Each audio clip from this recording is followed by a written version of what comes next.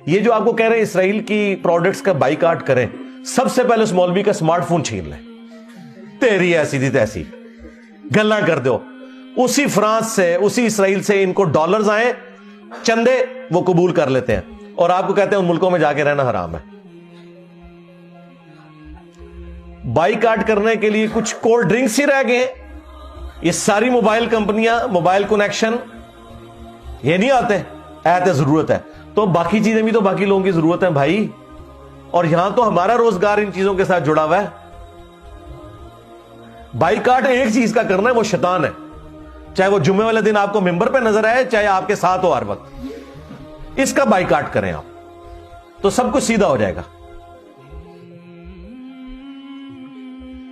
تو یہ دجالی نظام جو مٹیریل کو سب کچھ سمجھتا ہے، تو وہ فزیکلی تو انہوں نے کر کے دکھا دیا نا.